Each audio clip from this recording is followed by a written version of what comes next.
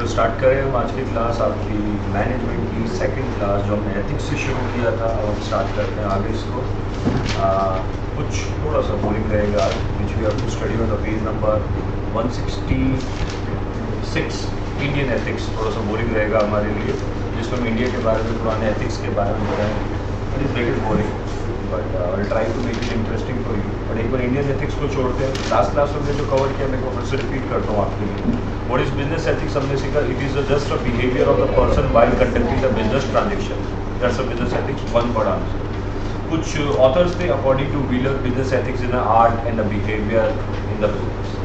Then what is business ethics again the principle and the philosophies adopted in the business. किस तरीके से आप business के काम करते हो बिजनेस होता है। Ethics in ethical principles in business की बात करें तो आपने कहा प्योर होने चाहिए, not to do evil, principle proportionality, evil के साथ कोऑपरेट नहीं करना, गुड के साथ करना, पब्लिसिटी नहीं करना, अगर अच्छी चीज़ें तो उनकी करो, एंड इक्वलेंट प्राइस मतलब सबसे एक जैसा प्राइस लो, यूनिवर्सल वैल्यू, ह्यूमन डिग्निटी है, मारधाड़ नहीं करना। इंडियन एथिक्स थे हमने लास्ट क्लास में इनको स्किप किया था because it's just read once वाली चीज़ है। लास्ट में अगर टाइम बचा तो रीड करें। Essential elements of business ethics में हमने पढ़ा था कोड ऑफ कंडक्ट, है ना। कोड ऑफ कंडक्ट के बारे में पढ़ा हमने। देन कोड ऑफ एथिक्स के बारे में पढ़ा हमने। हाँ, ह्यूमन डिग्निटी होती है जो आजकल है ही नहीं। आप समझ जाओ क्या होता है ह्यूमन डिग्निटी। मतलब इंसानियत, हिंदी में इंसानियत की मतलब एक वो नहीं होता जैसे डॉक्टर। चलो डॉक्टर वाला फर्ज तो तुम भूल गए, बीइंग ए डॉक्टर तुमने डॉक्टर वाला फर्ज तो भूल गए, but at least be a human. हम देखते हैं ना कि भाई there was a woman who was pregnant and just because उसके पास पैसा नहीं था तो उसको डिलीवरी कहाँ करनी पड़ेगी, बाहर रोड पे, डॉक्टर ने मना कर दिया। ये भी हाल हुआ है। और अभी आपने रिसेंट में कल परसों में जो पढ़ रहे हो ह्यूमन डिग्निटी हो रहा है कि नीडी होते हैं उनसे पैसा अलग छीन लेते हो, जिसके पास पैसा है भी नहीं उससे भी छीन लेते हैं प्रॉपर। हम भी लॉयर एक्सेट्रा भी क्या कर रहे हैं, तो वो ह्यूमन डिग्निटी बची के लिए आपको what ever work you do at least थोड़ा सा डिग्निफाइड। आपका प्रोफेशन है वो तो डेफिनेटली डिग्निफाइड होना चाहिए, बट चलो मैं कहता हूँ आपका प्रोफेशन, आप कहते हो बिजनेस है मेरा, मैं इसमें डिग्निटी नहीं देखूंगा, I am working for money, okay fine, but at least पैसा भी दे रहा है वो आपको, लूट लो वो भी ओके है, बट पैसा दे रहा है ना कम से कम। अब आपको आपका मर्जी की चीज मिल गई, पैसा, आप उसका काम तो कर दो। पैसा लेके भी उसको आप काम नहीं करके दे दो तो वो ह्यूमन डिग्निटी, ठीक है, इंसानियत। और कोई चीज अभी अब आधा घंटे क्या कर रहे थे घर में? हाँ क्या किधर लिखा?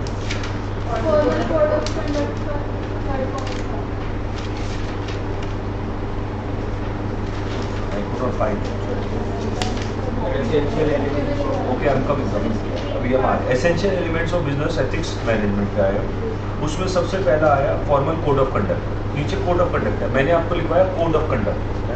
कोड ऑफ कंडक्ट होना चाहिए। कोड ऑफ कंडक्ट का मीनिंग आपने मुझे बताया रूल्स एंड रेगुलेशन शुरू किया। What do you mean by formal code of conduct? मतलब होता है सर ऐसा नहीं होना चाहिए कि कैजुअल है जो आ रहा है। कोड ऑफ कंडक्ट तो हमने बनाया, कोड ऑफ कंडक्ट बनाया, बट वो फॉर्मल नहीं है, मतलब स्ट्रिक्ट नहीं है, एक बिजनेस सेंस में नहीं बनाया, ठीक है।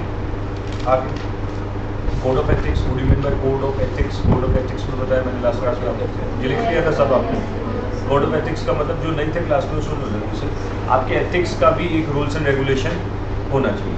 फिर आपने एथिक्स की कमेटी, तो मैंने आपको विसल ब्लोअर मैकेनिज्म का एक एग्जांपल देके बताया था, याद है? एथिक्स कमेटी की सर गलत हो रहा है अगर तो आवाज़ उठाओ उसके खिलाफ, याद ना? ठीक है। फिर एथिक्स इन कम्युनिकेशन सिस्टम, ये पढ़ा था हमने, ये नहीं पढ़ा? अच्छा चलो, एथिक्स को अलग करते हैं, कम्युनिकेशन सिस्टम को अलग करते हैं। What do you mean by communication system? Sir the way you talk, जिस तरीके से आप बात करते हो, जिससे भी आप बात करते हो, it should be in ethical manner. आपने कोड बनाए हुए हैं, फॉर्मल कोड बनाए हुए हैं, एथिकल कमेटी बनाई हुई है, but the way you talk, गलत भी नहीं करते हो आप, गाली देना मना है, आप गाली नहीं देते हो, but the way you talk, आप जैसे you know if there is a servant, you don't talk nicely to that person, that's not ethical, that's not ethical. मतलब अगर आप अपने सर्वेंट से नाइसली बात नहीं करोगे तो वो एथिकल, ऑफ कोर्स वो एथिकल नहीं। अगर आप अपने सीनियर से एक्सट्रीम लेवल चापलूसी करते हो, एक्सट्रीम लेवल चापलूसी, वो भी आपका एथिकल नहीं है, क्योंकि आपने ह्यूमन डिग्निटी खत्म कर ली है, इंसानियत। ठीक है, फिर सर आपके घर से खाना ला देता हूँ मैं गर्म, आपके घर पे पानी नहीं है, पानी भर के मैं भिजवा देता हूँ। ये मेरे लाइफ एक्सपीरियंस बता रहा हूँ। I used to work in HDFC bank at a point of time, and there was one of my senior who used to do such kind of things to another senior just to get promotion. मैं बड़ा used to से कि जूते दे दो साफ कर लेता हूँ, या पैर दे दो चाट लेता हूँ। ये लेवल रह गया आपका बस। And once you will be working in the corporate, बहुत नॉर्मल चीज़ें आपको देखने को मिलेगी डेली बेसिस पे, that's are extreme low level पे जा रहे हैं just for the silly promotion, and specially in the terms of girls, specially आजकल जो हो रहा है लड़कियों में भी हो रहा है। ठीक है, सो कभी भी while working you should never lose your dignity and self respect, वो कभी नहीं लूज करना चाहिए। If you have talent, if you have caliber, you will get promotion. If you don't have, you may do the चापलूसी, कर लो, एक level कर जाओगे, अगला लेवल नहीं आएगा। ठीक है, नेक्स्ट लेवल कभी भी नहीं आएगा। सो रादर देन जिस चापलूसी पे इतना टाइम लगाओ, आप चापलूसी पे 60% टाइम लगाते हो, 40 और करके एटलीस्ट 100% में अपना वर्क हार्ड करो ना, थोड़ा सा एक्स्ट्रा काम करो। टैलेंट की वैल्यू है, good companies hire talent, good companies hire talent. ठीक है, there is one of my known mister Anant Maheshwari. ठीक है, and he was a normal fellow, normal Rajasthan में पढ़ाई की, फिर दिल्ली में, फिर IIT से पढ़ाई की, हार्ड वर्क किया, लाइफ टाइम हार्ड वर्क किया। Today he is India head of Microsoft, Microsoft खुद बुला के ले। You can understand the name, the Microsoft में अगर आप चपरासी भी बनते हो तो बहुत अच्छी salary. He is a India head, never did चापलूसी एंड एक्सेट्रा काम नहीं।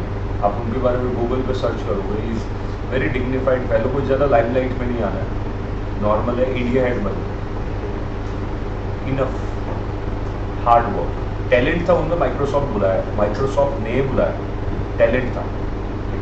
वो टैलेंट ले आओ, बिकॉज आज की डेट में डिमांड एंड सप्लाई कॉन्सेप्ट अगर आप देखते हो, डिमांड किसकी है, टैलेंट की, सप्लाई किसकी है, नॉन टैलेंट प्लस चापलूस इनकी है। तो सैलरी किसकी बढ़नी है आपको पता है, it's in your hand now, है ना। तो आपका एक कम्युनिकेशन में भी एथिक्स होना चाहिए कि the way you talk to anyone whether it's a senior और junior, whether it's a senior और junior, it should be good way. आप तू करके ले आ, तू ये ले आ, नहीं, आप बोलो। ठीक है, plus the when you work in office, जब आप ऑफिस में काम करते हो, कोई आपसे काम नहीं कर पाया आपका, इसका मतलब ये नहीं कि अब देख टेबल कुर्सियाँ उठा लेते मारते हैं, ये सब नहीं। अगर आपको सर्वेंट टाइम पे पानी नहीं ला के दे रहा ऑफिस के अंदर, इट्स ओके, सो क्या खुद उठ के लिया। ठीक है, घर पे भी तो खुद ही करते हो, और even if you have servant at home, साथ में ले आओ भाई। So ethics should be there in the communication, starting from zero level मैंने सर्वेंट से स्टार्ट किया। When you're talking to your colleague, it should be ethical manner, मतलब एक तो पहले अपने डिग्निटी लूज मत करो, डिग्निटी लूज, दूसरा उसकी पोजीशन या उसकी सिचुएशन का फायदा मत उठाओ। कई बार करते हैं सिचुएशन, सीनियर जूनियर, अगर जूनियर है कोई ऐसा एम्प्लॉय है जिसकी सिचुएशन कुछ ऐसी है कि हमें पता है कि छोड़ के तो जाएगा, सर इनकी इंस्टॉलमेंट चल रही है, EMI चल रही है, गाड़ी घर के एक्सेट्रा की, ये कभी नहीं छोड़ के जाएगा। Whatever you want to use, उस पर जैसे बात करनी है वैसे करो, नहीं आप उसकी सिचुएशन ही अपनी सिचुएशन से, डोंट लूज योर डिग्निटी, अपनी डिग्निटी लूज नहीं करो। The way of communication should be straight, good nice way, and extreme level गाली गलोच तो नहीं करना चाहिए, गाली गलोच कभी भी नहीं करना चाहिए। आप अपनी पर्सनल लाइफ में जो करते हो करते रहो, बस मैं उसको पढ़ा नहीं सकता और मैं उसको सिखा सकता, दैट्स ऑल योर अपब्रिंगिंग, वो मम्मी पापा सिखाएंगे, ठीक है, और your circle. What I can teach you is your professional life. While in the professional life don't abuse, because you might feel cool when you abuse at a point of time, but trust me, once you get this habit, people will cut from you very soon, धीरे धीरे cut होने लग जाता है, because that becomes our habit, वो habit हो जाती है। सर क्लाइंट के सामने डाउन टू अर्थ बन के रहना पड़ता है, वॉट एवर यू आर, आप चाहे प्रधानमंत्री हो, पर जब वो रैली में आएगा अपने क्लाइंट्स के सामने, तो सर उसको डाउन टू अर्थ रहना पड़ेगा। And so is you are a qualified professional. अगर आप अपने क्लाइंट के पास जाते हो, तू कौन है, तेरे जैसे 36 क्लाइंट आते, तो ठीक है सर, उन 36 को अगर आपने एक एक करके सबको बोल दिया, तेरे पास 0 है, ठीक है। Client is God, he will give you the another client, make this sure. But don't lose your dignity on this road. बहुत अच्छे से बैलेंस करके, that is ethics in communication. When you balance the things कि nobody can talk to in a wrong way. Client ऐसा नहीं sir पे चढ़ेगा, nobody can talk to you in a wrong way and you cannot talk to anyone in a wrong way. Rule should be like that. That is ethics in communication.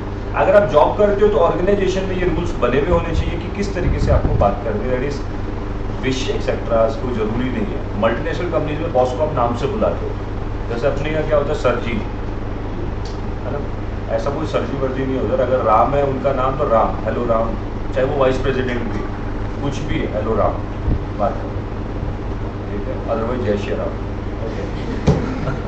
Okay. So the next step in the establishment of the effective ethics communication system is ethics communication system plays an important role. मतलब ये मैं आपको बता चुका हूँ कि क्या अगर ethics है communication में whether that plays an important role or not. लिखी हुई जो बात इंग्लिश में मैं आपको सिंपल शब्दों में समझा देता हूँ। आप बचपन से सुनते आए हो कि अगर आप अच्छा बोलोगे तो लोग आपके साथ जुड़ेंगे, है ना। कहते ना मीठा बोल के काम निकलवा लेते, तो मीठा बोलना इज अ एथिकल वे। अगर आप चिढ़ के और प्रेशराइज करके और यू नो एक हिंदी में बोलते हैं झल्ला के या समथिंग लाइक कि ऐसे आप एहसान कर रहे हो, एटीट्यूड दिखा रहे हो, सर उस वक्त शायद वो मजबूरी में है तो आपसे जुड़ जाए, but the moment that person is position, चाहे अगर उसका एथिक्स आपके साथ गलत करना अलाउ नहीं कर रहा है तो शायद आपसे धीरे धीरे धीरे धीरे आगे हो जाएगा। धीरे धीरे ये आप अपनी पर्सनल लाइफ में भी रियलाइज कर सकते हो, अगर किसी ने भी किया भी है। So it's a turning point for us. We should make this habit. We should talk nicely with everyone. Advice अच्छी है तो दे दो, नहीं है तो keep quiet. ठीक है, मैंने बुरा नहीं बोलना। It plays an important role because you build human relation when you speak nice. अच्छा बोलने से human relation बनते हैं। बहुत सारे तरीके हैं। अच्छा, इसके बाद it should allow employees to make inquiries, get advice if needed or report wrongdoings. अगर गलत हो सामने वाले को पूछने का मौका दो, ठीक है। चिल्ला चिल्ला के सामने वाले को पता ही नहीं चलता चिल्ला क्यों रहा है, चला जाता हूँ मैं। एटलीस्ट गिव हिम एडवाइस कि भाई ऐसा नहीं कर रहे। एक बार बोलो, दो बार बोलो, तीन बार बोलो, चौथी बार ना करे तो फिर आप बन जाओ अपना जो बनना है, ठीक है, क्योंकि वो डिजर्व करता है। Ethics communication system is necessary educate employees about organization ethical standard and policies. Ethics अगर ऑर्गेनाइजेशन में स्टैंडर्ड बना हुआ है तो आपको वो बताएगा किस तरीके से बात करना है। Then to communicate the following objective है, communicate the organization value standard. Ethics अगर होगा आपके ऑर्गेनाइजेशन कम्युनिकेशन में तो क्या होगा, ऑर्गेनाइजेशन की वैल्यू स्टैंडर्ड लोगों को पता चलेगा। जैसे एक लाला टाइप ऑर्गेनाइजेशन है, उसमें गद्दी पता क्या होती है, पहले होती थी गद्दी चांदनी चौक और साइड हो। चलो गद्दी की मैं नॉर्मल ऑफिस की भी बात कर रहा हूँ। नॉर्मल ऑफिस है जो generally when I visit to old Delhi my clients, उनको विजिट करते तो पता वो क्या करते हैं, आराम से लेटे हुए होते हैं गद्दों पे, और अगर चेयर भी है तो वो लेटी भी होती है पैर ऊपर टेबल पे। You have been visiting today so many months, काफ़ी सारे बच्चे और भी पुराना जाते हैं, ठीक है। I am a separate chamber, if I won't, मैं ऊपर पैर करके बैठ सकता हूँ, ठीक है, but that won't give a good impression. I will teach wrong to my students कि once you become boss how you have to sit, this is the way you will be sitting, ठीक है। Otherwise एक तरीका होता है कि sir I need some help from you, मुझे आपसे काम है, 2 मिनट रुको, आ जाओ आप। Every time you are available for your clients और योर एम्प्लॉय और योर सबऑर्डिनेट्स, आप उनके लिए 24/7 अवेलेबल होते हो कि come to me, then only your subordinate will rely. You are a good leader only when your subordinate feel that मुझे दिक्कत नहीं है, someone is standing behind, I am secure, मेरे को दिक्कत है, that you are good leader, ठीक है। अगर आपका सबऑर्डिनेट डरेगा तो गुड लीडर कैसे हो, you are not a good leader, ठीक है। तो अगर एथिक्स आपके कम्युनिकेशन में तो ऑर्गेनाइजेशन की वैल्यूज को शो करता है। यही तो आप स्कूल्स में यही तो होता था ना, आपको स्कूल्स में अच्छा बोलना उसका तो क्यों करते थे, इनिशियली होता था कि इट शोज, जैसे 2 4 5 7 स्कूल खेलने जाते थे, ऐसा होता था ना, स्कूल्स खेलने जाते थे, ओलंपियाड में अलग दूसरे स्कूल्स में जाते, तो एक तो आपको दिख जाते थे बच्चे बैठे कि वो कौन सी कैटेगरी से आए, और एक अच्छे स्कूल वाले होते थे वो बैठे रहते थे अपना, तो दिखता था कि कौन सा स्कूल अच्छा है, और आप ही बड़े होके बोलते हो फिर वो टाइम पे शायद आप इंजॉय कर रहे हो उन चीज़ों को, हरकतों को, but at this age you might feel that you know that was a nice school, वो डिसिप्लिन था, मुंह से ये निकलेगा वो डिसिप्लिन था, गंदा नहीं बोलोगे आप उसके कभी भी उसके, दैट वाज डिसिप्लिन। और अमंग योर फ्रेंड्स, अगर आप अपनी क्लास याद करते हो आप, ठीक है, तो कोई एक ऐसा बच्चा जो सबसे लड़ाइयाँ करता था, और कोई एक ऐसा था who was always been very helping and always in discipline. चाहे वो जो मर्जी आप बोलो, आपका शायद उसे ट्यूनिंग नहीं बैठता हो, क्योंकि हम अलग कैटेगरी के, हम अलग है, वो शायद डिसिप्लिन था, और तो उसको हमेशा लाइफ टाइम किधर भी मिलेगा ना, आपको उससे ये फील कभी नहीं होगा कि ये मेरा लॉस कर सकता है कुछ, क्योंकि चालू आदमी क्लेवर से मिलकर आपको लगता है इससे 2+2=5 करने वाला है, दूर रहे, या फिर इससे कम बात कुछ। अदरवाइज कोई आपसे अगर इनिशियल नॉर्मल वाला बच्चा है जो एथिकल स्टैंडर्ड वाला है, यू विल ऑलवेज फील कि ये सिक्योर्ड है। You may call that fellow at your home also, but वो जो थोड़े अलग टाइप के होते हैं घर पे नहीं बुलाते हैं, ठीक है, फंसा सकते हैं। Okay, so that is the value of ethics communication, कि वो रिप्रेजेंट करता आपके ग्रुप को, आपकी कम्युनिटी को, और आप सब कुछ रिप्रेजेंट करता है, ठीक है। To provide information to the employees of the company's policies and procedure regarding the ethical business, कि बिजनेस में एथिक्स किस तरीके से फॉलो करना है, ये भी ethical code of communication provide करता है। And to help the employees to get the guidelines and resolve the question regarding the compliance with the firm standard conduct the values, मतलब to help employees to get guidance and resolve the questions regarding compliances with firm standard। और ethical communication में एक और फायदा होगा क्या, कि employees को कोई भी गाइडेंस चाहिए तो बात कर सकते हैं, और अगर एथिकल नहीं है, पता है बॉस के पास गए तो बॉस तो भी गालियां देगा, आप डर के मारे जाते ही नहीं हो किसी से, उसके पास जो चल रहा है चलने दो, जिस दिन ऊपर तक आएगा छोड़ के चले जाए, यही होता है। बट आपको लगता है कि there is someone who will help me, you will definitely go to that person. उससे क्या होगा, कंप्लायंसेस मतलब होता है रूल्स रेगुलेशन पूरे होते हैं, अदरवाइज रूल्स रेगुलेशन चलते रहते बस, ठीक है। Next, along with these means of communication, there are other ways that can be used to communicate an organization moral standard to employee। इसके अलावा भी और तरीके होते हैं जिससे कि ऑर्गेनाइजेशन के जो मोरल नैतिक बातें हैं वो एम्प्लॉयज को कम्युनिकेट कर सकते हो।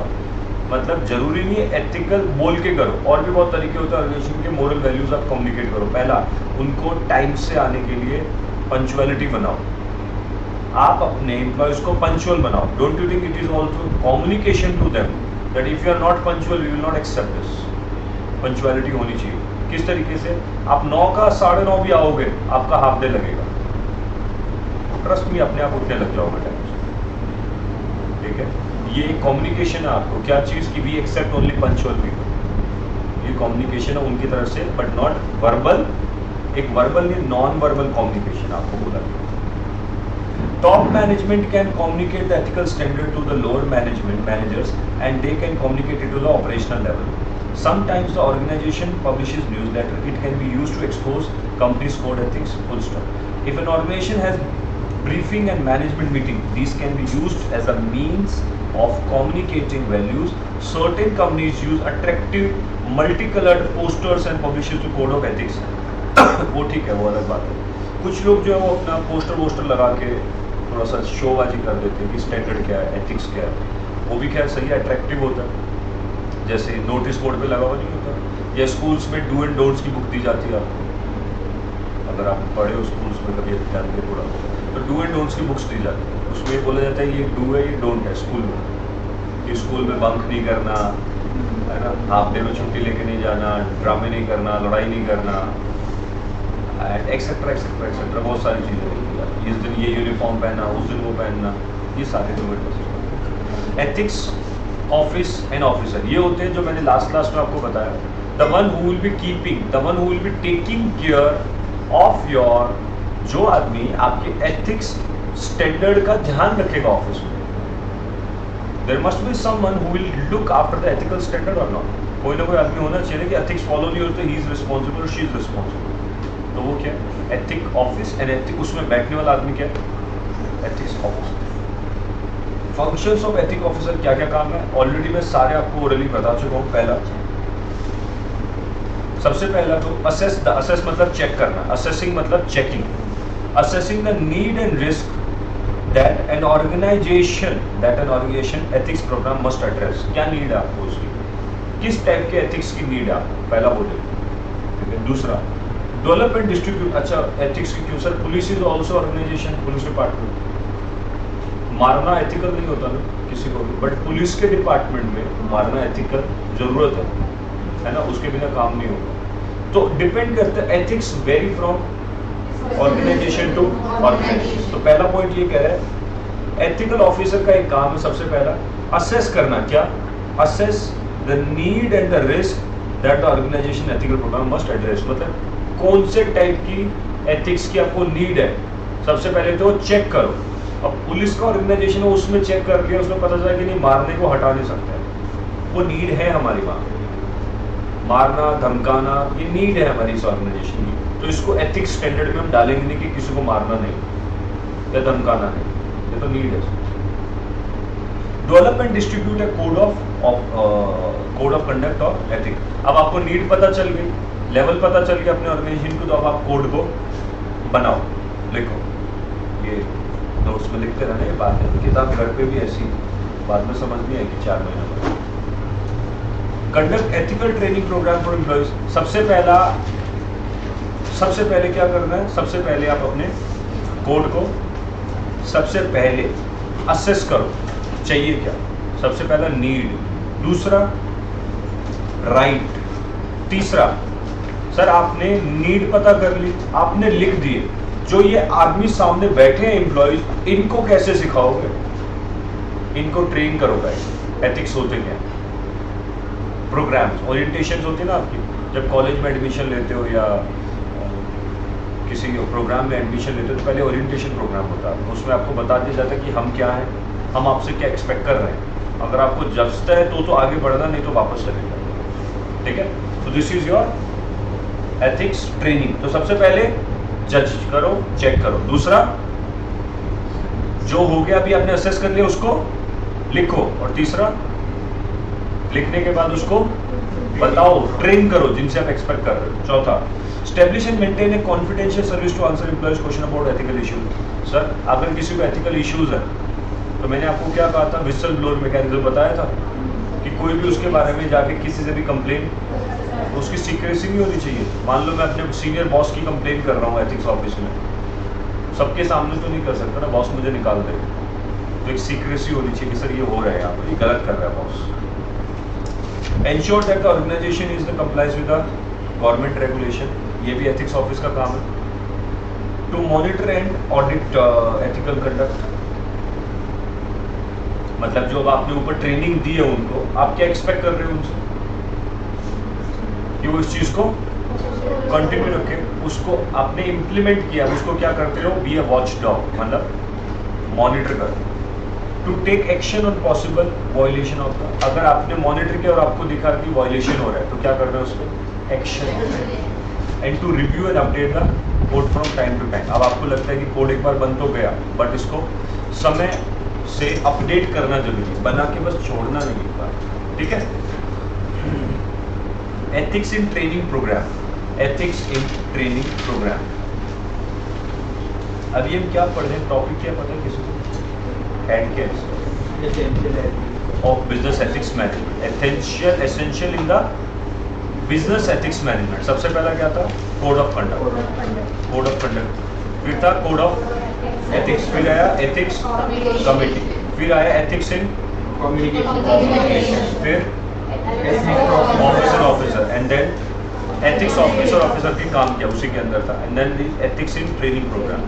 Sir simple, I am training to you, the way I will speak, the way I will behave, you will also do. मैं टैक्सेशन का एक फैकल्टी हूँ, tax that's my work, I am a tax consultant and secretarial work मेरा काम है।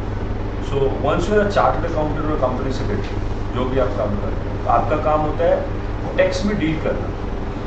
सो is I teach to my students also how to learn taxation. मैं उनको सिखाता हूँ जीएसटी कैसे होता है, क्या होता है, जीएसटी के बारे में होता है, इनकम टैक्स के बारे में होता है, ठीक है।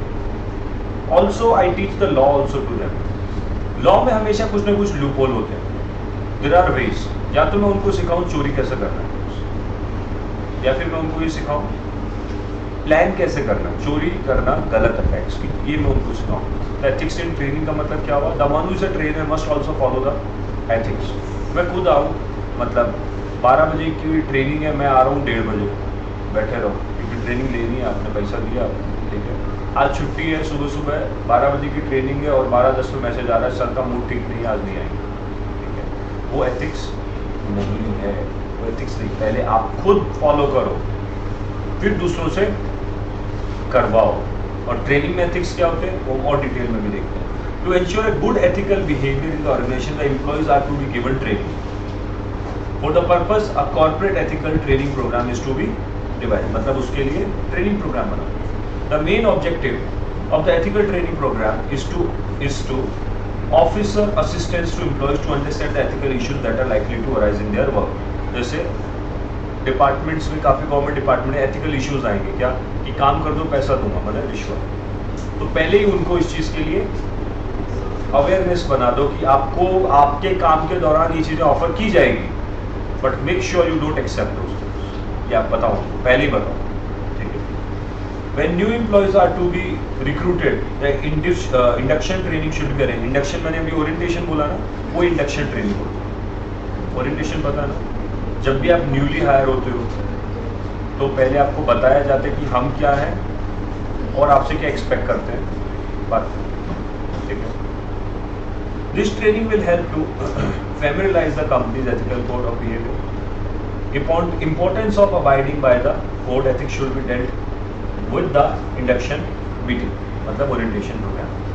A well-developed and a proper training program will help the employees to understand the organization policies and expectation. अगर ढंग से प्रोग्राम बता दिया जाए तो आपको पता चल जाएगा कि क्या ट्रेनिंग किस बात की दे, और ऑब्वियस सी बात है अगर ढंग से कंडक्ट किया जाए तो आपको पता चल जाएगा कि क्या करवा क्या रहे हो, आपका सोना नहीं है। बट जनरली ओरिएंटेशन में मैंने जो देखा ज़्यादातर पर्सनल सो रहे होते, ये आपको भी पता है, मुझे भी पता है, कई तो ऐसे होते क्लास में सो जाए अगर वो मैं ना बैठूँ यहाँ पर, अगर मैं ना बैठूँ तो कई तो ऐसे लास्ट में सो ही जाए, मोबाइल तो कईयों को चल ही होते हैं कई बार, बट ओरिएंटेशन प्रोग्राम में तो फिर भी पैसा दे के बैठे, ओरिएंटेशन तो मजबूरी है, so most of the time we are sleeping at that. College में भी तो होता है, ठीक है। हाँ, ये अभी भी आ रहा है कि वो तो बेकार होता है, ठीक है। इधर या तो वो वेल ट्रेनर नहीं है, जहाँ देने वाला है वो ट्रेनिंग नहीं दे पा रहा है, या तो वो ट्रेनिंग ठीक से नहीं दे रहा है, और या फिर आपको उसमें इंटरेस्ट नहीं आ रहा। तो वेल स्टेब्लिश ट्रेनर वो होता है जो सामने वाली पार्टी को इंटरेस्ट लिया है, मतलब उसकी पलकें नहीं झपकनी चाहिए, चाहे आप जितना भी मर्जी बोरिंग सब्जेक्ट पढ़ा लो, सामने वाले की आंखें नहीं झुकनी चाहिए, ये होता है वेल ट्रेनर, ठीक है। जब आप बोलते थे इधर प्रेजेंटेशन में, मैं आपको हमेशा एक बात बोलता था, have eye contact with everyone. कैसे सो जाएगा कोई? सो ही नहीं सकता कोई, ठीक है, सो ही नहीं सकता ना। The moment the person is sleeping you can ask them a question कि what do you think about that, that's the best trainer. जब हम stage shows like I do anchoring as well, ठीक है, एंकरिंग या फिर you can say training programs I provide. Few days back there was a anchoring, जो अभी हमारे ओम बिरला, पता किसी को कौन है ओम बिरला? कहाँ पे, किधर? वो तो कोटा से तो है, बट अभी स्पीकर किधर बने हो? अभी लोकसभा में स्पीकर बने, ठीक है, स्पीकर जो बीच में बैठता है वो बने। तो अभी लास्ट मंथ मेरा एक एंकरिंग का प्रोग्राम था in the Shaw auditorium. I took your classes in the morning and evening, I had a program over there and mister speaker was there. Speaker वही थे ओम बिरला, जो राजस्थान कोटा से। सर ऑफ कोर्स जब social gatherings होते हैं तो वहाँ पर बच्चों को प्राइज डिस्ट्रीब्यूशन होना था, ये वो तो कचरा फैला देते हैं वहाँ। और जब पॉलिटिक्स वाले आ जाए, और भी थे वहाँ पर पॉलिटिकल लोग, और भी काफ़ी आए हुए थे, काफ़ी बड़ी बड़ी कंपनीज के सीईओज आए थे। तो क्या होता है ना, you organize such programs for relationship building. जो ऑर्गेनाइजर्स होते हैं ना, बेसिकली वो हर कोई फूल माला पहना के अपना रिलेशनशिप बिल्ड कर रहा है, बट सब कुछ एक आदमी पे आ जाता है, वो एंकर, कि कितना भी कचरा फैल रहा है उसको, वो एक तो उसके फेस पे नहीं आना चाहिए, प्लस ऑडियंस बोर नहीं होनी चाहिए। You are getting money for that one, ठीक है, उसी के लिए मिल रहा है। चाहे वो जितना मर्जी बोरिंग होगी, ऑडियंस माला पहना कितने घंटे देख लेगी। एक आदमी आया, दूसरा, हर कोई रिलेशनशिप बिल्ड कर रहा है, उसकी बकरा बना दिया उसको, इतनी माला पहना। बट हमारे फेस पे नहीं आता। हम उतना ही एंथुजियास्टिक रहते हैं। If I started at 6 that program, I ended at 10:30, ठीक है। आउट ऑफ दैट 2.5 आवर वो माला पहनाना ही हो रहा था, बट 2.5 आवर में एक भी ऑडियंस उठ के नहीं गया। रीजन, वो बीच बीच में आपको इस तरीके से कंटिन्यू रखना होता है। That's a trainer. जब I give GST trainings, income tax trainings देता हूँ, तो ट्रेनिंग प्रोग्राम्स होते हैं फाइनेंस के रिलेटेड, कॉर्पोरेट ट्रेनिंग्स होती है। Most of the people are already train, mostly qualified CA या CS होते हैं जो मेरे प्रोग्राम्स अटेंड करते हैं। What do they do? Since they are already qualified, तो जो मैं बताऊंगा उनको आता होगा, बट कंप्लीटली नहीं आता होगा। दैट आई नो कि उनको कहाँ नहीं आता है, and I have to touch that now कि उनको वो नहीं आता है। वो अगर मैं उनको बताऊंगा तो उनको इंटरेस्ट आएगा, ठीक है। ये चीज़ है। तो ट्रेनर की प्रॉब्लम है, वो आपको वही चीज़ें बता रहा है जो आती है, और वो बस अपना काम कर रहे हैं कि चलो मैं भी खत्म करूं मेरी फॉर्मेलिटी। तो neither that fellow will enjoy nor you are enjoying. Definitely आप कह रहे हो कि कॉलेज में मेरा ओरिएंटेशन होता है, मैं एंजॉय नहीं करता, और डेफिनेटली उसने भी नहीं किया होगा, because if you will B sleeping, मेरे को तो एंजॉयमेंट नहीं आएगा। पर्सनली मैं अपना ओपिनियन बताऊँ, तो क्यों ना इसको थोड़ा सा हार्ड वर्क करके आप थोड़ा सा इंटरेस्टिंग बना दो कि सामने वाली पार्टी भी एंजॉय करे, आप भी करो। अदरवाइज एथिक्स तो एक ऐसी चीज़ है जिसको सर सुनना और करना दोनों ही महाभारत है। मतलब एक तो सुनना बड़ी प्रॉब्लम है एथिक्स को, और दूसरा उसको फॉलो करना वो भी बहुत बड़ी प्रॉब्लम है। चलो फॉलो तो मैं ज़बरदस्ती नहीं करवा सकता, और सुना तो सकता हूँ मैं ज़बरदस्ती, इंटरेस्टिंग बना। तो this is ethical training. Ethical training का मतलब क्या होगा? आप इतने अच्छे तरीके से करो कि सामने वाली पार्टी को उसमें इंजॉयमेंट आए। इंजॉयमेंट ना भी है तो कम से कम बोर ना हो, ठीक है। तो this is your ethical training program should be organized like that. Disciplinary system का मतलब क्या होता है? The system should be properly discipline. System should be properly discipline मतलब आपकी कंपनी में जो सिस्टम बना हुआ है उसमें डिसिप्लिन होना चाहिए। Again, one is punctuality, another is every person should follow. अगर आपके ऊपर एथिक्स फॉलो हो रहा है, बॉस पे भी वही हो रहा है। बॉस तो आ रहा है टी-शर्ट और सैंडो पहन के, और आपको बोल रहा है कोट पैंट और फॉर्मल्स पहन के आओ। नहीं सर, आज नहीं तो कल पार्शियलिटी फील होगी। If I have to wear, मुझे अगर फॉर्मल्स, मैं आपसे एक्सपेक्ट करता हूं कि आप टाइम पे पहुंचो, मुझे पहुंचना पहले। मैं वो तो नहीं है ना कि मैं बराक ओबामा हूँ कि सर मैं आऊंगा, आप एक दिन पहले से एंट्री में आके बैठे। दोनों एम्प्लॉइज हम ऑर्गेनाइजेशन, हम, मैं बॉस और आप एम्प्लॉइज, दोनों एम्प्लॉइज है, बॉस कोई भी नहीं। ये स्टैंडर्ड फॉलो करो, then employ will be yours. उसको नीचे, उसको फील मत करवाओ ना कि तू एम्प्लॉय है, कि मैं जो जब मर्जी आऊँ, जब मर्जी जाऊँ, मैं जो मर्जी पहनूँ, ठीक है। तो मैं यहाँ पर इधर बालियाँ और ये पूरी पहन के, इधर ये पूरे टैटू, इधर टी-शर्ट, बाल पूरे हरे तोता बन के ऐसा। And I expect from my students, इधर एकदम निक्कर में और इसमें आके मैं पढ़ाना ही तो है, आपको पढ़ना है ना, अच्छा लगना चाहिए। पैसे पढ़ने के दिए नहीं सर, पैसे पढ़ने के साथ साथ आपने डिसिप्लिन की भी दी है। बिकॉज 2 दिन बाद आप जाते टाइम मैं बोल रहा हूँ अरे तू उधर ही जा रहा है, मेरे को भी छोड़ दे सर, बाइक पे घूम के सर कि उधर जा रहा है, चल 1 घंटा मैं भी फ्री हूँ, बाइक पे घूम के आते हैं, चल NSP पे कुछ खा पी के आते हैं, ठीक है। ऐसे नहीं, you are at some position. ये मैं अपनी एक्सपीरियंस बताया, I have seen teachers, I used to take lectures in IP। मैंने देखा टीचर्स को, ठीक है, एक तो छोटे छोटे से दिखते हैं, कई तो ऐसे मेरी यंग, ठीक है, और दूसरा फिर वो टी-शर्ट पहन के आ जाए, फिर पता नहीं चलता स्टूडेंट है कि टीचर है। और तीसरा सबसे भयंकर, वो स्टूडेंट्स के साथ इतने ज़्यादा फैमिलियर होते हैं कि विच आई पर्सनली डोंट लाइक, कि आप ऐसा हाथ डाल के फोटो खिंचा रहे हो, स्टूडेंट के साथ बैठे हो, घूम रहे हो, ठीक है, चलो रेस्टोरेंट चलते हैं, डांस करने चलते हैं, नहीं। You are at some position, maintain the dignity. उस पोजिशन की इज्जत करो, आप अपनी उस पोजिशन की इज्जत करो। Respect the position, you are a teacher और अ ट्रेनर, आप तभी यहाँ खड़े। अगर आपको उनके साथ बैठना है तो ज्वाइन द कॉलेज, उनके साथ बैठो, उधर जाके फीस पे करो, कोई मना नहीं करेगा। उनको सिखाओ डिसिप्लिन क्या है, खराब नहीं कर, they are you are idol for that, ठीक है। सो बहुत सारी चीज़ें आप सीखते हो उनसे, कि टाइम पे आना, बिहेवियर, क्लोथिंग, किस तरीके से कपड़े पहनने हैं, ये सारी चीज़ें सीखनी पड़ती है, ठीक है। तो that is your disciplinary system कि सबके ऊपर एक जैसा एप्लीकेबल होता है। मेरे को टाइम से आना है तो आपको भी आना है, मैं बॉस हूँ, आप एम्प्लॉय हो अगर मेरे, तो जितना आपके ऊपर वो डिसिप्लिन एप्लीकेबल है उतना ही मेरे ऊपर एप्लीकेबल है। मैं कोई भी कपड़े नहीं पहन के आ सकता, मुझे भी फॉर्मल्स में आना पड़ेगा if I expect you to be in formals, ठीक है। आगे स्टैब्लिशिंग एन ओम्बड्समैन। ओम्बड्समैन कौन होता है? एक सिंपल आदमी है सर, सुनो, ये ना जैसे you have a problem with me और I might have a problem with you, तो एक ऑर्गेनाइजेशन में एक मीडिएटर होना चाहिए। मतलब ओम्बड्समैन सिंपल वन वर्ड में बोला जाए, वो मीडिएटर, बीच बचाव वाला, जो आपकी प्रॉब्लम्स को सुनता है और मैनेजमेंट के साथ आपकी प्रॉब्लम्स को सुनता है और मैनेजमेंट से उसका रेजोल्यूशन लाके देता है। समझ आ गया? बीच बचाव। You since you can not go to management directly, management के पास इतना वक्त भी नहीं है आपकी बातें डायरेक्टली सुने, ठीक है।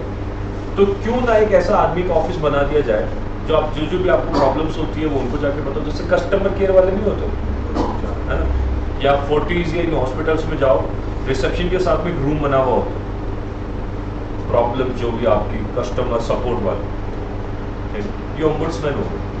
सपोर्ट्स होते हैं ना, कस्टमर सपोर्ट या कस्टमर केयर वाले, फेस टू फेस भी बैठे होते हैं। बहुत सारे बड़े ऑर्गेनाइजेशन में आप जाओ तो customer support face to face बैठे, I can give you example, hospitals में बैठे होते। वो कौन है? Ombudsman is the person who will look after your issues with the management या ऑर्गेनाइजेशन। वो आदमी आपका आपकी आवाज को ऊपर पहुंचा, मीडिएटर लिख लो चाहे इसे, ठीक है। Next monitoring. अच्छा, मॉनिटरिंग का मतलब मेरे को कोई बता सकता है? What do you mean by monitoring? Sir जो ये ऊपर कहानी इतनी करी मैंने, सब कुछ हो गया, ओम्बड्समैन भी बिठा दिया, बट एटलीस्ट मॉनिटर हो क्या रहा है? इम्प्लीमेंटेशन प्रॉपर हुई कि नहीं हुई, कंट्रोलिंग हुई, जो मैंने डायरेक्शन दी उसको चेक तो करो, बी अ वॉच डॉग, ठीक है। That's called monitoring. Each and every progress should be monitor, लिख सकते हो, each and every progress should be monitor. Next ethics in compliances. अच्छा, कंप्लायंसेस का मतलब होता है जो प्रिंसिपल्स आपके ऊपर एप्लीकेबल हैं उनको कंप्लायंस बोला जाता है। कंप्लायंस, कंप्लायंस मतलब रूल्स रेगुलेशन एप्लीकेबल होनी, ठीक है। अच्छा, एथिक्स इन कंप्लायंस को कैसे समझ सकते हैं? देखो,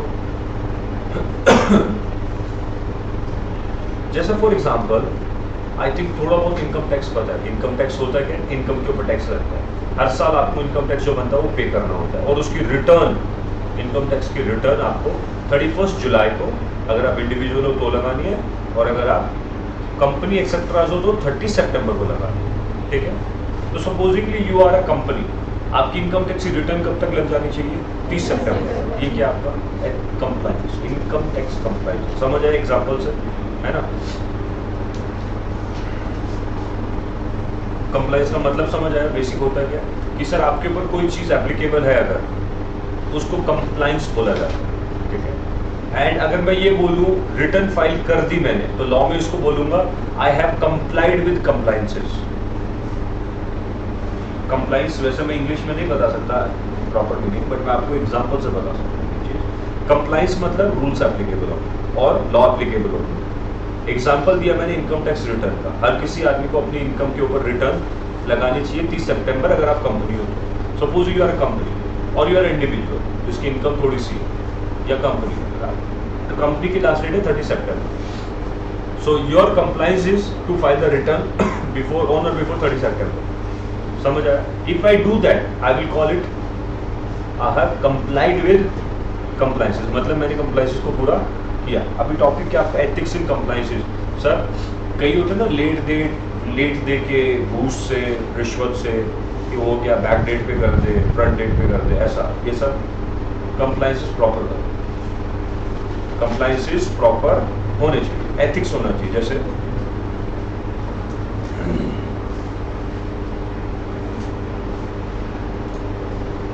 फॉर एग्जाम्पल जिम्स जो होते हैं आपके, जिम एक्सेट्रा, वर्कआउट चल रहे हैं, वहाँ पर ट्रेनर्स रखे जाते हैं।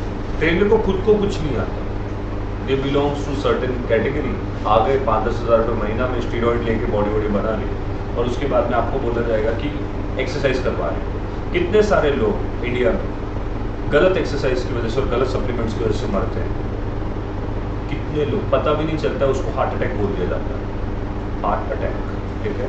बट मैक्सिमम लोग गलत डाइट, गलत ट्रेनिंग और गलत सप्लीमेंट्स की वजह से मारे जाते हैं, स्पेशली यंगस्टर्स। नहीं तो सर 28 या 38 की उम्र में मरने वाले भी नहीं है, इतनी तो हमारी बॉडी में कैपेसिटी होती है until unless you have some internal problem, ठीक है।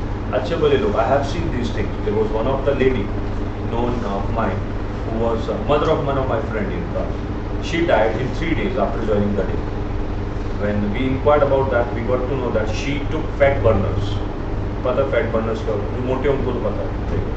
फैट बर्नर क्या होता है? फैट बर्नर का मतलब होता है आपको आपका फैट जो है वो अननेचुरल तरीके से खत्म हो जाएगा। एक पिल्स लो, थोड़ा वर्कआउट करो, आपका फैट खत्म हो जाएगा। सर फैट बर्नर लेने के तरीके होते हैं कि बॉडी कितनी कैपेसिटी उसको झेल सकते हैं। It is a kind of steroid होती नाम फैट बर्नर दिया है तो स्टेरॉइड, ठीक है। अननेचुरल तरीके से आप यूज़ कर रहे हो। She took it, she was at 38 that time when she died. 38 I guess, somewhere around you can say 35 average पे थी। 3 days she joined a gym. The trainer gave her pills, fat burner. 3 दिन उन्होंने लिया। पहले दिन उनको लगा कि मेरे में एक्सरसाइज करने की कैपेसिटी बहुत ज़्यादा आ गई है। रीज़न सर ताकत आ गई है अपने स्टेरॉइड की वजह से। तो अपने बिना मतलब अपने बॉडी की कैपेसिटी सर नशा था। मेरी कैपेसिटी 2 किलोमीटर रन करने की, मैं 7 किलोमीटर रन करूँगा नशे में, तो अंदर के मेरे डैमेज तो होंगे ना बॉडी के ऑर्गन्स, वो मुझे पता नहीं चल रहा। अदरवाइज आप नेचुरली रनिंग करो, सांस हाँफ जाएगी, अंदर पेट में दर्द होने लग जाता है हमारे इधर। बट सर क्योंकि अंदर नशा था, वो दर्द हो तो रहा है, पता नहीं चल रहा था, ठीक है। 1 दिन हो गया, बॉडी ने फिर भी रखा, 2 दिन हो गया, तीसरे दिन क्या होगा सर? वो दर्द आपको होगा तो नहीं क्योंकि नशा हुआ हुआ है, ठीक है, बट अंदर ही अंदर वो चीज़ नसें जो है उसकी फट गई, शी डाइड, ठीक है। सो उन्होंने अपने काम में एथिक्स कंप्लाइंट नहीं किए। उनका काम था एक स्पेशलाइज्ड प्रॉपर ट्रेनर रखे थे। सो कोई भी ऑर्गेनाइजेशन, इवन एनी ऑर्गेनाइजेशन, तो ये माना जाता है कि आप कंप्लाइंस करो अपने ऑर्गेनाइजेशन में जो भी चीज़ें आपके ऊपर एप्लीकेबल, ठीक है।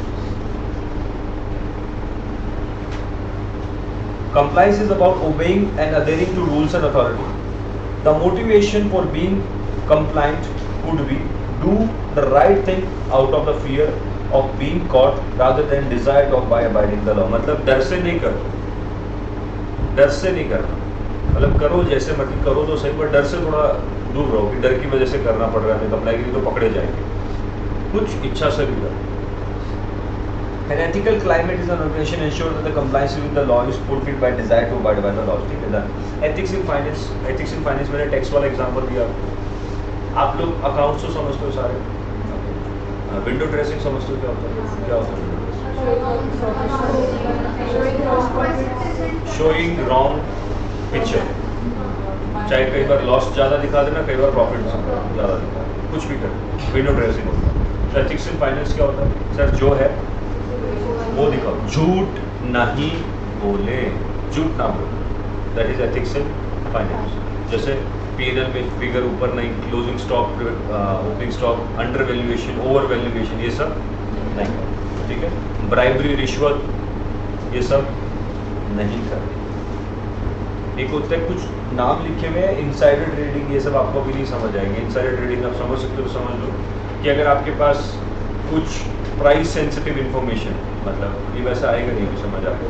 इनसाइडर ट्रेडिंग होती है शेयर मार्केट में, क्योंकि एमडी के पास तो सारी नॉलेज है कंपनी की, वो अपने किसी रिलेटिव की खुद ही शेयर ले ले, प्राइस तो ऊपर जाने वाला है उसको पता है पहले से, और उसने प्रॉफिट बुक कर दिया। ये क्या किया उसने? इनसाइडर, अंदर का आदमी ट्रेड कर रहा है और प्रॉफिट बुक कर रहा है, गलत है, ठीक है। Related party transaction, simple one word, मैं अपने ब्रदर को टेंडर दे रहा हूँ, ठीक है, अपने भाई को दे रहा हूँ या अपने किसी रिलेटिव को दे रहा हूँ, रिलेटेड पार्टी ट्रांजेक्शन कर रही है कंपनी में, ये गलत है, नहीं करनी चाहिए। एथिक्स इन ह्यूमन रिसोर्स में एथिक्स का मतलब है दैट इंसान को इंसान समझो, not a factor of production. Treat the human like a human, factor of production नहीं समझो आप। मतलब वेदर इट्स अ मेल और female, whatever human is there, कोई सा भी ह्यूमन, चाहे लड़का है या लड़की है, इक्वल ट्रीटमेंट दो। Don't discriminate on the basis of caste, religion, gender, उसके बेसिस पे डिस्क्रिमिनेट ना करो, ठीक है। अगर कुछ गलत किया जाए, चाहे वो आपका अपना है, उसके ऊपर कोई एक्शन लेना चाहिए। अगर कोई भी गलत करे, आपका कोई अपना भी है, तो उसके ऊपर एक्शन लेना चाहिए। That is ethics in human resource. पैसे लेके किसी की एंट्री नहीं करो, मतलब होता है ना, पैसे से लेके कि चलो पैसे, इसने रिश्वत दिया तो इसको जॉब पे रख लेते, ये सब नहीं होता, ठीक है। अपने एम्प्लॉयज़ की प्राइवेसी को नहीं तोड़ो, मतलब अगर एम्प्लॉयज़ को ऐसी जगह बैठे हैं जहाँ पर उनको प्राइवेसी चाहिए, आप काम के ऊपर कैमरा लगा देते हो, थोड़ा सा गलत है, बट आजकल लगाना पड़ रहा है, मजबूरी है, ठीक है। आप उनको कैफेटेरिया में बैठे हैं, वहाँ कैमरा लगा रखे हैं, बट हाँ उतना ही लगाइए जितना आपको सिक्योरिटी पर्पज से नहीं है। उनके हर एक सर के ऊपर कैमरा मत लगाओ, सर के ऊपर नहीं लगाओ, तो उनकी प्राइवेसी नहीं छोड़ सकते आप। इनफैक्ट मल्टीनेशनल कंपनीज में, can you believe, they can not, generally बहुत सारी ऐसी कंपनीज है, वो ये भी नहीं पूछती वेदर यू आर मैरिड और not, sir it's my personal choice, you can not ask. आप पूछ नहीं सकते हो आप शादीशुदा हो या नहीं हो, मैं नहीं बताना चाहता, आपको क्या करना है, मतलब what you have to do with my husband, या मेरी वाइफ से आपको क्या लेना देना, या मेरे हस्बैंड से आपको क्या लेना देना। Does your job depends on my marriage, तो आप पूछ नहीं सकते, बात करो। आपको मेरी कॉन्टैक्ट इन्फॉर्मेशन चाहिए, लीजिए, मैरिटल स्टेटस आप मेरा नहीं पूछिए, ये I have seen this in interview, मैंने खुद ने देखा। The girl said clearly, I am not comfortable tell you about my marital status, what you have to do with that. आपको करना क्या है, मेरी शादी हुई या नहीं हुई, what you have to do with that, ठीक है। जनरली लड़कियों से चीज़ नहीं पूछते, बट हमारे यहाँ तो पता ही नहीं है, हमारे तो पता तो छोड़ो, शादी होने से पहले फेसबुक पे आता है, ठीक है, दुनिया तो पहले बताते हैं गॉट एंगेज्ड। कई तो शादियाँ नहीं भी होती तब भी होने वाली है, लिख दो, कंट्रोल क्यों कर रहे हैं, गॉट एंगेज्ड, ठीक है, तो पहले ही लोग आके तुड़वा देते। तो आपकी, हमें नहीं पता था ये सारी चीज़ें, सर दिस इज बाय, हमारी पर्सनल लाइफ ऑफिस में होती है और ऑफिस की लाइफ घर पे होती है, दैट ये स्पेशलिटी है इंडियंस की, ठीक है। ऑफिस में आपके भाई बहन बंधु सब बने हुए होते हैं, ठीक है, और घर पे आप ऑफिस का काम लाके कर रहे हो, ये गलत है। ऑफिस की लाइफ ऑफिस बंद होने के बाद खत्म हो जानी चाहिए, घर पे लैपटॉप नहीं लेके आना। हमें खुशी होती है, पता है आप मम्मी पापा ऐसे होता है, मेरे बेटे को ऑफिस से लैपटॉप मिला है IBM का, ठीक है। अरे बेवकूफ़, आपको ये नहीं पता क्यों दिया वो लैपटॉप, सो दैट आपको 30 से 40 हज़ार के लैपटॉप में, जो आपका नहीं है, आपकी सैलरी टूट जाएगी अगर आपने वापस नहीं दिया, ठीक है।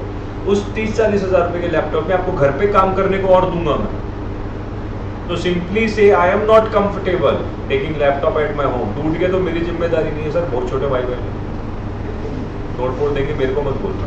वो क्यों दे रहे लैपटॉप, आपको घर पे क्यों देंगे, आप पे विश्वास है इसलिए नहीं दे रहे, काम करवाना है उनको घर इसलिए दे रहे, ठीक है।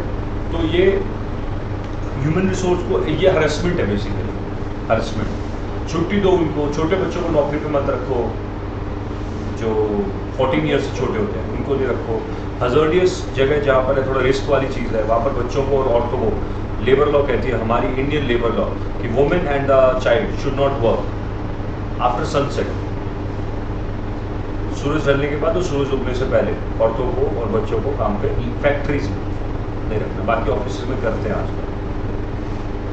देन सेक्सुअल हरेसमेंट नहीं होना चाहिए, affirmative actions and issues surrounding the representative of employees and democratic the workplace. Democratic workplace का मतलब होता है कि वर्कप्लेस में पॉलिटिक्स ना शुरू करो, जो एनीवे आप करो ना करो होनी है, ठीक है। और वर्कप्लेस पे डेमोक्रेसी होनी चाहिए, ऑटोक्रेसी नहीं होनी चाहिए, मतलब जो मैं बोल दूंगा वो होगा, बात खत्म। डेमोक्रेसी सबकी सुन लो, कोई फर्क नहीं पड़ता, ठीक है। You feel sense of belongingness, अगर आपसे राय ली जाए, आप सोचो घर पे टीवी लाना और गलती से मम्मी पापा ने पूछा बेटा तेरे को ज़्यादा दिमाग है इन चीज़ों में, बताना कौन सी लानी है, बस पापा आप इसके आगे और कुछ नहीं चाहिए, ठीक है, जिंदगी का काम खत्म। जबकि आपको पता है आप लेवल 1 के नालायक हो, ठीक है। आपको पूछ लिया जाए कि गाड़ी कौन सी लाए, तेरे को आइडिया, कुछ आइडिया दे, ठीक है। बात खत्म। सर इससे ज़्यादा मेरे को कुछ नहीं चाहिए बाबा, बात खत्म, ठीक है। बट ये चाहे वो आपकी लाइफ बोली हुई चीज़ लाए ना, ठीक है, वो पूछा इसलिए कि आपको कौन सी अच्छी लगी है बता दे, वो नहीं लाऊंगा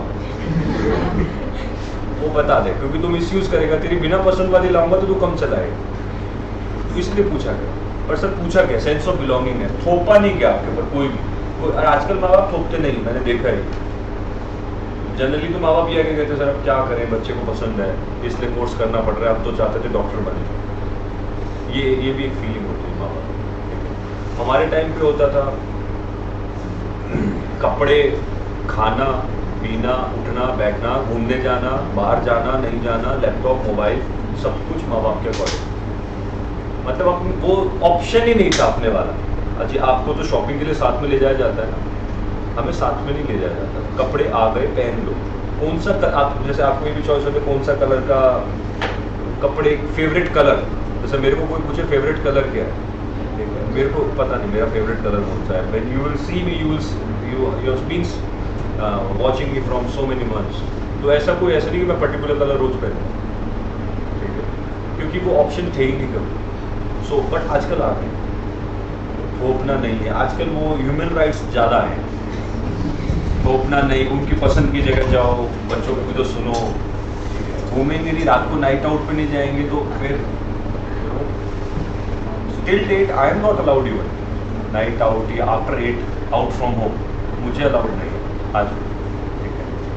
but I have seen students, उनको बड़ा मतलब एक फ्रीडम चाहिए होती है, नहीं है तो you know life is hell, Facebook पे कोटेशंस डाल रहे होते हैं I wish I could die and my life is hell. तो 5 साल नीचे जो useless healthy social elements creatures होते हैं, what happened tell me I can solve, तो पापा को कैसे सॉल्व करेगा भाई तो ये आपके ह्यूमन रिसोर्स ऑर्गेनाइजेशन में भी यही है कि आप उनके ऊपर थोपो मत, आप उनसे पूछो पहले। जैसे मैंने आपसे पूछा, मुझे पता है कि 7 बजे आ सकते हो, 8 बजे आ सकते हो, नहीं आ सकते, ये नहीं कि आना है बात खत्म, ठीक है, प्रॉब्लम है नहीं आ सकते हो, ओके फाइन। सो सुनो सबकी एंड सबका व्यू लेके उसको मिक्स करके अगर आप कर सकते हो तो that is ethics in human resource. And make sure अगर ह्यूमन आपके ऑफिस में काम कर रहा है, you provide them adequate level of safety. मतलब अगर आप उनसे मशीनों पे काम करवा रहे हो, इलेक्ट्रॉनिक इक्विपमेंट्स पे करवा तो ग्लव्स लो, है ना। ऑक्यूपेशनल जो उनकी सेफ्टी होती है ऑक्यूपेशन के दौरान, ग्लव्स। तो अगर मशीनों पे काम कर रहे हो तो फेंसिंग करवाओ, फेंसिंग है ना, जैसे पंखे भी है फेंसिंग, उनकी कवरेज करवाओ, ठीक है। अगर उनको काम दे रहे हो तो यू नो देयर इज गर्मी में नहीं, कम से कम वेंटिलेशन का एक प्रॉपर स्पेस हो उनके पास, खाने का ब्रेक दो, लॉन्गर आवर्स काम ना करो, ठीक है। एथिक्स इन मार्केटिंग से तो भूल जाओ आजकल। वो देखा अपने हनुमान पेंडेंट का ऐड आता है, वो ऐड तो है नहीं, पिक्चर ही है वो पूरी, आधा पौना घंटा आता है, जिसमें आप ध्यान से देखो तो हनुमान जी दिखते हैं। वो कहते हैं ऐसा, दिस इज देयर मार्केटिंग। और इससे भी हाईएस्ट लेवल जाता हूँ मैं, उससे भी आके हाईएस्ट लेवल चला आता है, एक ऐड आता है, केवल नहीं इधर।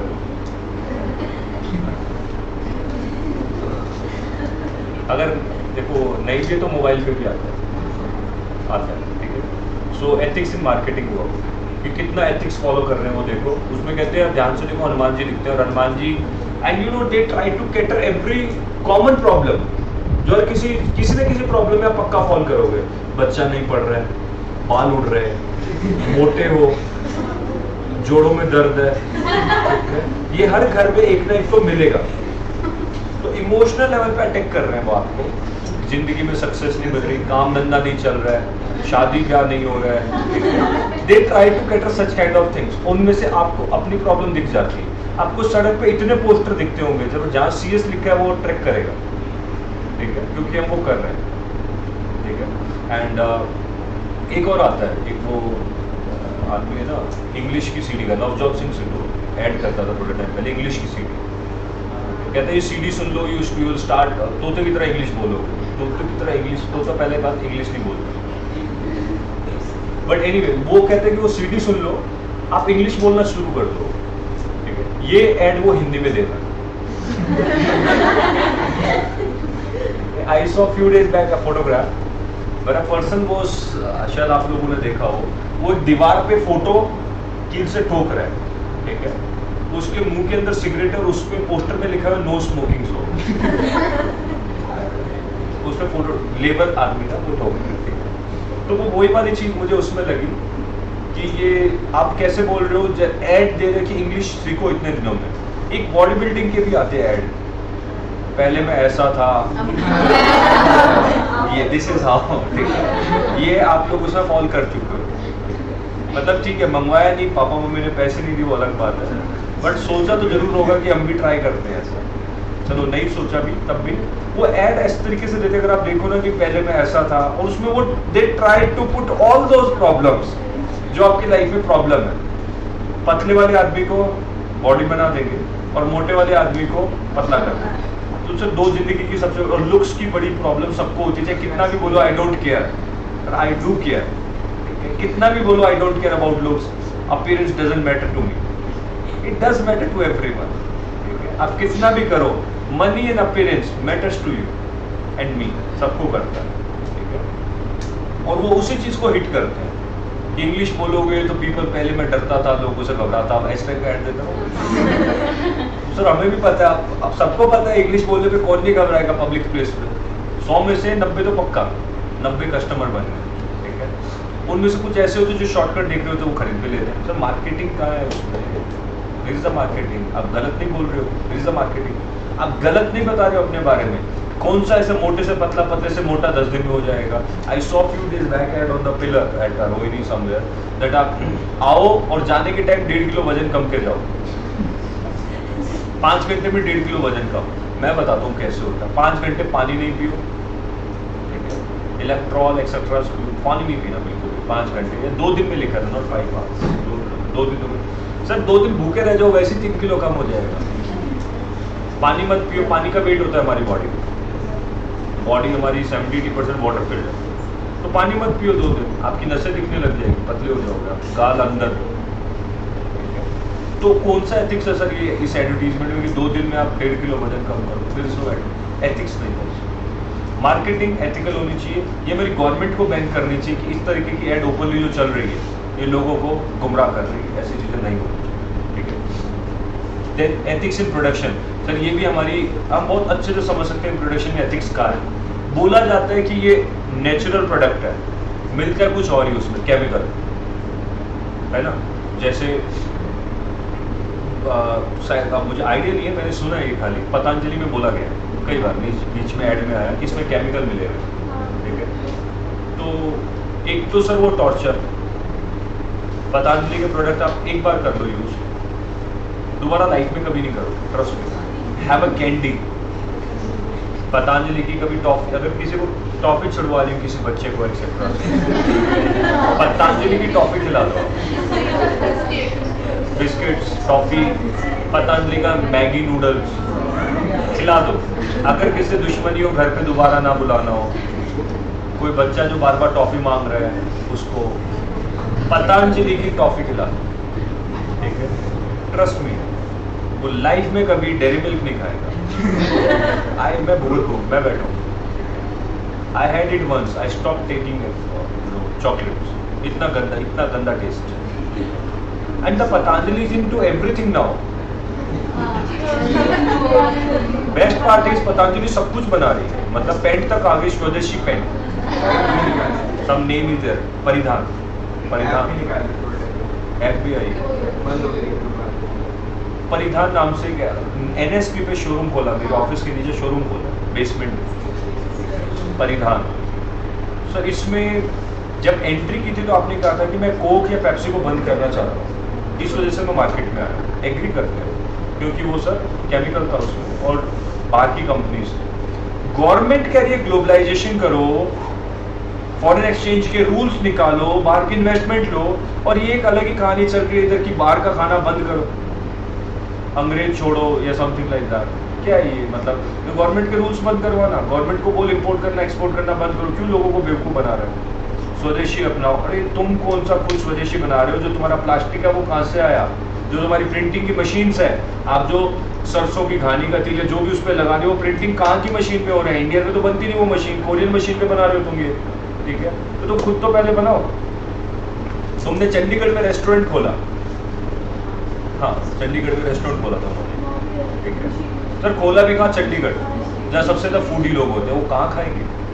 ठीक है, चंडीगढ़ में तुम रेस्टोरेंट खोल रहे हो, तो उस रेस्टोरेंट में जो मशीनें हैं जो बनती है वो कहाँ की है? इंडिया में तो नहीं है, कोरियन मशीन तो सारी, वो क्यों हो रही है? Why are you travelling in a car? आप जर्मनी की कार में क्यों ट्रेवल कर रहे हो? आप बैलगाड़ी में क्यों नहीं ट्रेवल करते हो? आप स्वदेशी अपनाने को बोल रहे हो मुझे, why you travelling in that car? आप बैलगाड़ी में ट्रेवल करो ना, स्वदेशी, एक गांव से दूसरे गांव जाओ। Why are you travelling in flight? Foreign जा ही क्यों रहे हो आप? अगर इतनी फॉरेन से, बट ये सब बेवकूफ बनाने के लिए होते हैं। Ethics is not there in production. बोला कुछ और जाएगा आपको। सर एमआई के फोन, सबको पता है रेडिएशन लेवल एक्सट्रीम होता है एमआई के फोन, हमारी मजबूरी है, सस्ता होता है खरीद लेते हैं, ठीक है, सस्ते में फीचर ज्यादा मिल जाता है, दिखाना भी तो होता है, शो ऑफ। बट पता है कि कंपनी नहीं बोलती अपने मुंह से, हमें पता है क्या कंपनी नहीं बोलती, क्या कंपनी एथिक्स फॉलो कर रही है प्रोडक्शन में? हमारी हेल्थ को प्रॉब्लम क्रिएट कर रही है वो, है ना? मेडिसिन डुप्लीकेट मिलती है बाजार में, डुप्लीकेट मेडिसिन, डुप्लीकेट कपड़े, मोबाइल, खाने की सब्जियां, पता है सबको, इंजेक्टेड, कलर्ड, कहाँ है एथिक्स वहाँ पर? सर प्रोडक्शन एथिक्स तो नहीं हुआ, पौधों के अंदर इंजेक्शन लगा देते हैं, ठीक है, 3 दिन के अंदर। आप देखो ना, फ्रूट फटे हुए होते हैं, एक तो कटा हुआ होता है, एक फटा हुआ होता है, वो फटा हुआ होता है बिकॉज ओवरडोज ऑफ स्टीरॉइड हो जाता है। अब आजकल है ना, पहले जमाने में, बट पहले की बातें कर रहा हूँ, कभी कभार खट्टे या कड़वे फ्रूट निकलते थे, सालों हो गए सर खट्टा फ्रूट नहीं खाया करो, मतलब जैसे वो होते हैं ना आम, लीची या सेब या आपके जो वाटरमेलन, मेलन, कभी आज तक आपको खट्टा नहीं, सब मीठे, ठीक है? रीजन भी they are all injected, based the production, ethics नहीं, ये होना चाहिए, ये कह रहे हैं। फिर आता है एथिकल डिलेमा। एथिकल डिलेमा का मतलब होता है सर, दो सही के बीच में एक को चूज करना। अभी थोड़ी देर पहले बच्चा मेरे से सवाल लेके गया, I have to earn for my family and I know fire crackers work, मुझे पटाखे बनाना आता है, ठीक है, और मुझे मेरी फैमिली के लिए ब्रेड एंड बटर अरेंज करना है, बच्चों के लिए। The problem is ethical dilemma. दोस्त जस्ट चूज क्या करूं, कि पोल्यूशन ना करूं ये चूज करूं, या बच्चों को भूखा मरने दूं ये चूज करूं। It is ethical dilemma. दो चीजें। आपको एक आदमी ने, एक और एग्जांपल, आपको एक आदमी ने प्लेटफॉर्म दिया काम करने का, जब आपको कुछ भी नहीं आता था, एट ए सैलरी ऑफ 10,000 आपने सीख लिया, आपको उसका कॉम्पिटिटर 25,000 पे रखने को तैयार है, ठीक है? एथिकल डिलेमा, क्या मैं इसको धोखा दूं या फिर मैं इसको मेंटेन रखूं, इसको मना करूं, किसको ज्वाइन करूं? जिसने मेरे को प्लेटफॉर्म दिया इसको, या मुझे सैलरी ज्यादा दे रहा है क्योंकि मुझे पैसों की जरूरत है। दो सही में से एक चूज कर, इट इज एथिकल डिलेमा, ठीक है? Choice between two equally undesirable alternative, मतलब दो इक्वल है अनडिजायरेबल अल्टरनेटिव, दो में से एक को चूज करना। सर मैं सीएस करूं ढंग से या कॉलेज लाइफ एंजॉय करूं? Ethical dilemma. अगर वो करूंगा तो सीएस ढंग से नहीं हो पाएगी, और सीएस करूंगा मतलब या तो सीएस में ढंग से रैंक ले आऊं तो अच्छी जॉब लगेगी जल्दी, या फिर कॉलेज की लाइफ एंजॉय कर लें। Ethical dilemma. बट आपको तो नहीं है, कईयों को तो मजबूरन नहीं है और कईयों को रियलाइज नहीं है। मजबूरन क्यों नहीं है? हमारे मार्क्स नहीं। ओके, तो difference course of action possible जो है वो करो। Involves value judgement about the actions and consequences, data will not help to resolve the issues. ये एथिकल डिलेमा होता है। नीचे आते हैं इसमें ways to resolve ethical dilemma. Ethical dilemma को कैसे रिजॉल्व कर सकते हो आप, वो बता रहे हैं। सबसे पहले क्या करना है, आप देखो क्या जो आपका ऑल्टरनेट है क्या वो लीगल है? द वर्क विच यू, जैसे स्मगलिंग करना, पैसा तो चाहिए, स्मगलिंग कर लेते हैं, क्या वो लीगल है? बात खत्म हो गई यहीं पर। बट सर फायर क्रैकर्स बनाना, क्या वो लीगल है? Is it legal? हाँ।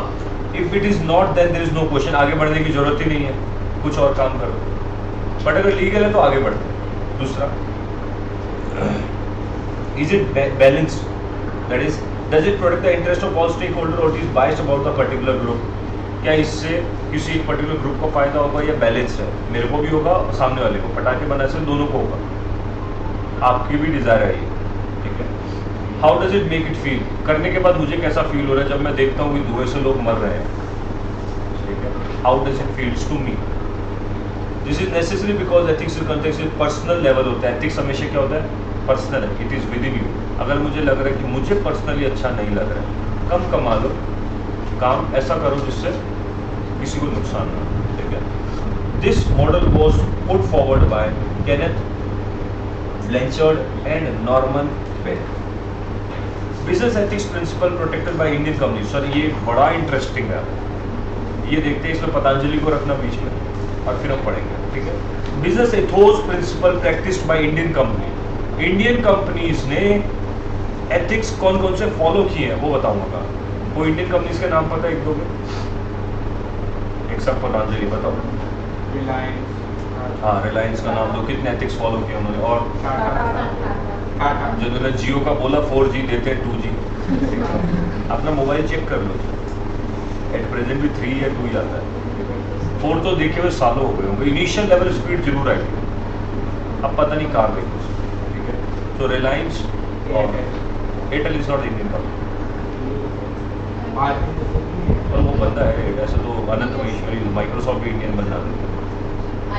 फंडिंग सारी बाहर से. मैं I am talking about proper जैसे पतंजलि है, टाटा, BSNL, MTNL, ठीक है, रिलायंस, ये सारी. चलो एयरटेल भी ले लेते हैं, एयरटेल भी ले लो, ये सारी कंपनी. ठीक है. तो इनको ध्यान में रखते हुए पढ़ते हैं. Principle of sacrifice. Indian companies के एथिक्स बता रहा हूँ मैं, भारतीय होने के एथिक्स. पहला, principle of sacrifice. An individual is trained by the principle of sacrifice. हमारे यहाँ पर सेक्रीफाइस पहले सिखाया जाता है through the process of give and take policy. A person who is willing to sacrifice part of his bread or efforts command a superior place of organization. मतलब अगर आप अपना हिस्सा थोड़ा छोड़ दोगे तो आपको अच्छा बोला जाएगा. तो देखिए रिलायंस ने कितना हिस्सा छोड़ा, ठीक है. पतंजलि कितना छोड़ रही है अपना हिस्सा. ठीक है. बिल्कुल नहीं लूट रही, कोई नहीं लूट रहा आपको. एयरटेल जो एक टाइम पे इनकमिंग के भी पैसे लेता था, अब तो फ्री में भी पीछे पड़ के दे रहा है. तो सोचो उस वक्त कितना उन्होंने अपना सेक्रीफाइस किया. कुछ बदलाव तो नहीं है, वही एयरटेल अभी और अभी है. अभी कंपटीशन की वजह से तुम्हें छोड़ना पड़ा. ठीक है. जो इंटरनेट कभी जिंदगी में सस्ता नहीं देता था, ठीक है, SMS करने तक के पैसे लेता था. इनकमिंग कॉल, रोमिंग तो अभी आप लोगों की सामने हुई होगी, रोमिंग फ्री रिसेंट हुई है. रोमिंग पे आपसे 10-20 रुपए कॉल की बिल ही लेता था. Where are the ethics of those companies? कहाँ थे वो सेक्रीफाइस वाले एथिक्स? और अगर अब अचानक से आपने सस्ता किया तो अब क्यों किया? आप लॉस खा रहे हो आप ना, आप थोड़ा प्रॉफिट एटो प्रॉफिट कम हो. दूसरा और सबसे बड़ा ethics recently which even hurting to me also. Sir आपने पहले हमसे पैसा लिया, लाइफ टाइम का रिचार्ज करवाओ. सबको करेगा ये प्रश्न. पहले आपने सबसे पैसा लिया कि इतने रुपए का एक बार रिचार्ज कराओ, लाइफ टाइम दोबारा नहीं कराना. इनकमिंग तो एटलीस्ट फ्री है. अब क्या हो रहा है, हर महीने आपका, पता नहीं ये बात नहीं पता, मैं बता रहा हूँ आपको, हर मंथ अब ये वैलिडिटी वाला रिचार्ज बंद हुआ. अब क्या बोल रहे हैं, now they are saying if you want to use mobile आपको हर महीना रिचार्ज करवाना पड़ेगा. जो इनिशियल हमने लाइफ टाइम के पैसे लिए थे आपसे इनकमिंग के, वो बंद हो गया. मतलब वो पैसा तो वेस्ट गया आपका.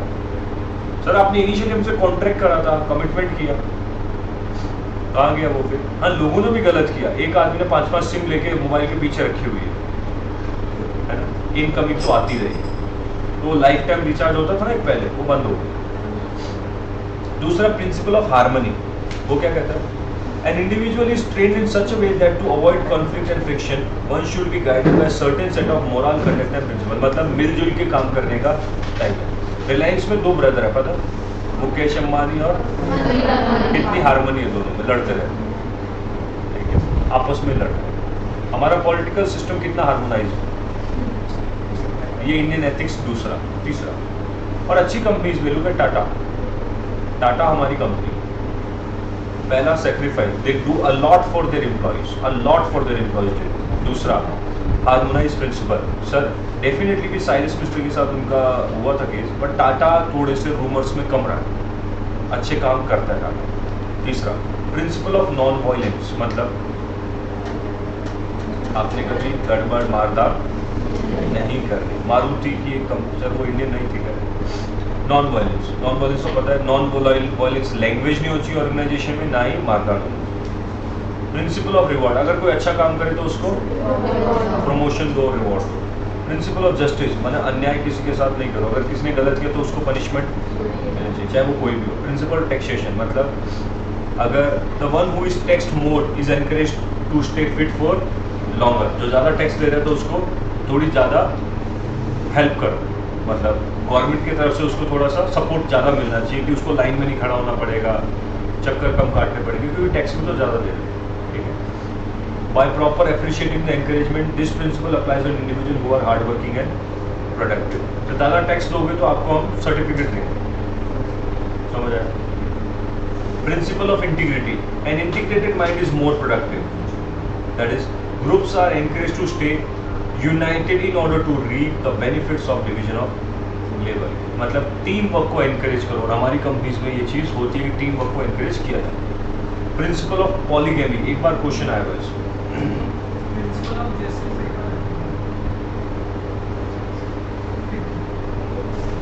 सर जो चापलूसी वाले स्टैंडर्ड को खत्म करो, मतलब the one who is hard working promote उसको करो। जस्टिस मतलब न्याय, जस्टिस मतलब क्या होता है, न्याय करना। The one who is hard working reward to that, the one who is doing wrong should be punished, ये होना चाहिए। Principle of polygamy, this is nothing but the wedding of two different cultures, Hero Honda, Maruti Suzuki, पता ही है, wedding of two different cultures by absorbing take over, मतलब दो company आपस में मिल जाती है, अब्जॉर्प्शन मतलब मर्जर, टेक ओवर मतलब दूसरी कंपनी खरीद ले। The diversified culture arising due to absorption or takeover is promoted rather than forcing one culture on another, मतलब दूसरी कल्चर में दूसरा कल्चर है, मतलब फॉर एग्जाम्पल किसी इंडियन कंपनी ने फॉरेन की कंपनी को खरीद ली, आप उस पर इंडियन कल्चर थोपो नहीं, रादर उनको सिखाओ, ठीक है, या फिर उनको फ्रीडम दो कि जो तुम्हें करना है वो तुम करते रहो, हमारा हमारी तरफ, तुम्हारा तरफ। दिस इज पॉलीगैमी, मतलब मिक्स ऑफ टू कल्चर, दो कल्चर को एक साथ अब्जॉर्ब, ठीक है। तो इसके साथ अब आपकी क्लास खत्म है। इंडियन स्टैंडर्ड आपने पढ़ने एक बार, मत रीड दैट, इंडियन आपको पढ़ने देंगे, ठीक है।